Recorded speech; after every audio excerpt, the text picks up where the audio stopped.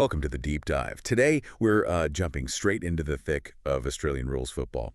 We've got a whole stack of recent sources here, and we're going to pull out the key insights for you. We'll be looking at everything, really players under the pump, team tactics, the business side of things.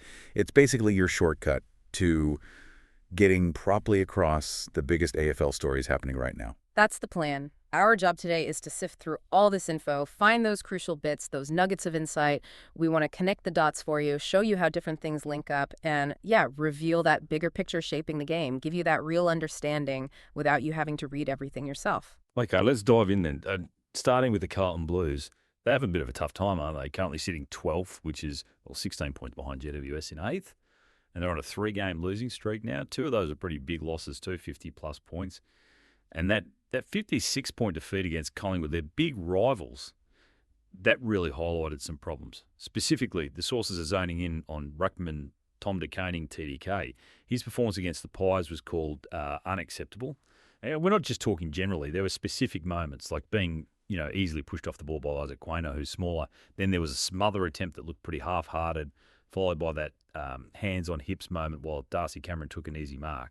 Plus, bobbling a loose ball, dropping a mark. Just not sharp. Yeah, and the comments from Jonathan Brown, the Lions legend, they were really strong, weren't they? He basically said TDK looked like he checked out, like he'd already signed up with another club. Brown really hammered home the need for personal pride in the actual jumper, just, having a crack. He demanded 100% effort, full stop. Doesn't matter what your contract situation is. Which naturally leads into that whole team accountability thing, right? Because it's not just about TDK himself. Exactly. And Nathan Buckley, former Collingwood coach, had a really interesting take on this. He said, essentially, the locker room knows exactly what goes on when it comes to a player's effort levels. Wow. And if the coaches don't challenge it, if there's no sort of censure, then that lack of effort just becomes accepted. It becomes part of what we do.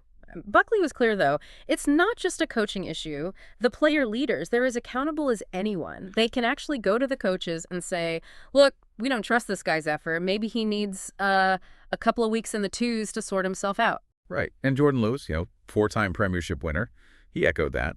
Said it's a tough conversation, especially because TDK is seen as a leader, a guy with a lot of say in how the team operates. And if your leaders aren't setting the standard, well, Lewis basically said it's impossible then to educate or keep the young kids accountable. How can you? And just to add context, TDK's contract is up. He's a restricted free agent, and apparently he's weighing up a pretty lucrative offer from St. Kilda. And the stats, well, they do show a dip. Over the last 3 weeks, his numbers are down. He's gone from averaging nearly 19 disposals and almost 27 hitouts down to about 14 disposals and 17 hitouts. Clearance is down too. It's a noticeable drop-off from his season averages. So the bigger picture here, I suppose, it's how one player's perceived commitment, or lack of it, can really undermine the whole leadership structure. If senior players aren't walking the walk, how can they demand it from the younger guys? It really puts the team's dynamic under pressure. Okay, let's shift gears now. Let's talk about Collingwood. They obviously had that big win over Carlton, 56 points. Jamie Elliott was fantastic, kicked 4 goals. Takes him to 41 for the season, which is a career high for him. Good on him. And they debuted Rowan Steele, the midfielder they picked up in the mid-season draft from West Perth. Looked pretty comfortable, not phased at all apparently. But looking ahead, this Friday night clash against the Gold Coast Suns, this is massive. Sources are calling it maybe the biggest game in Gold Coast history, certainly for their finals hopes. And Collingwood, they're safe for finals, but the feeling is they're not exactly comfortable about this matchup. No, and you can see why. The big challenge for Collingwood strategically is dealing with Gold Coast's tall forwards. They've got 3 genuine talls now. Ben King, obviously, but also Jed Walter and Ethan Reed. And Reed apparently just had his best game yet. Walter, they reckon, is maybe a season or so away from tearing games apart. So that's a lot of height for the Pies to handle. Yeah, and that decision to sub Jeremy Howe out against Carlton. Yeah. Interesting. Our sources reckon it wasn't just a rest. It was more a tactical move, a concession to Gold Coast almost. Shows Collingwood are definitely thinking hard about how they're going to match up against that height. Well, they have to, because look at their defense. Darcy Moore is really their only proper tall defender. Howe plays taller than he is. He's like a de facto tall, but he's not huge. Then you've got Billy Frampton injured. Charlie Dean dropped. So their main defensive group, Moore, Howe, Maynard, Houston, Dykos, Perryman, Queener only Moore, is a genuine key position height. It creates this selection squeeze.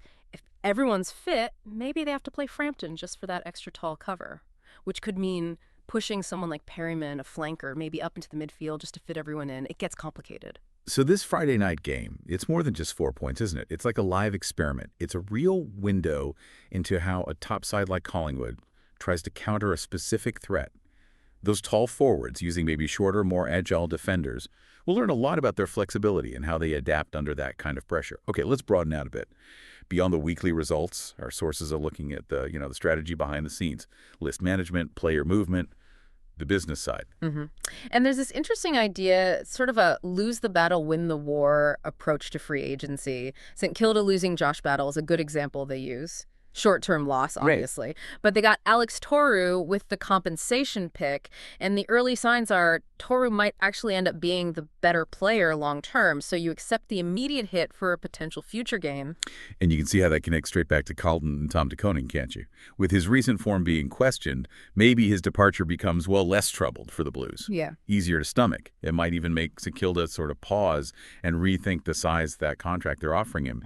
For Carlton, you get the salary cap space, plus you still get a draft pick, likely bringing in a very good player, even if, as the sources say, this year's draft is much poorer than last year's. Right. And you can apply that same thinking to Essendon and Sam Draper. Essendon have upped their offer, apparently. But you've got Brisbane and Adelaide, top 4 clubs who really need a ruckman, probably willing to offer more. So if Draper does leave, Essendon get a decent compensation pick. They'd likely use that on midfielders or runners. And the thinking is they'd back their existing ruck depth.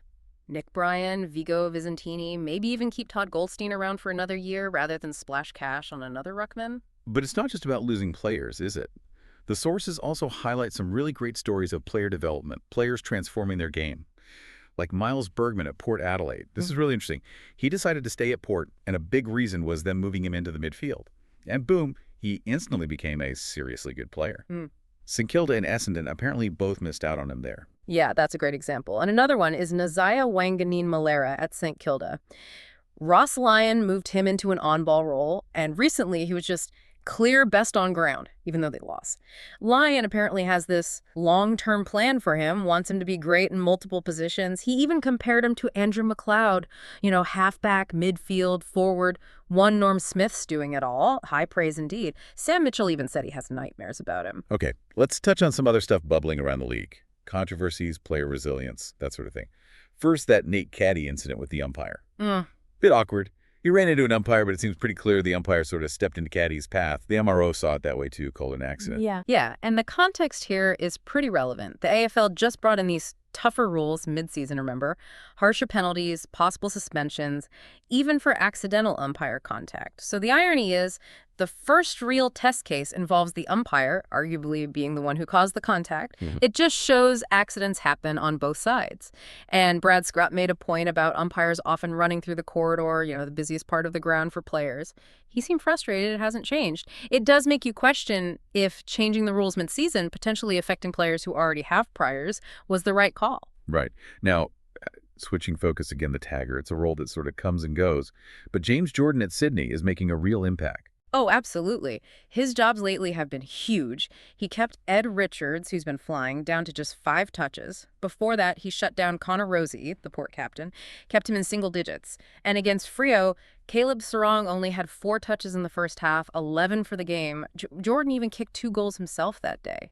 That's massive for Sydney, especially since they basically need to win out 7 wins from 7 games to even have a shot at finals. He's crucial. And then there's the mental side, dealing with public criticism.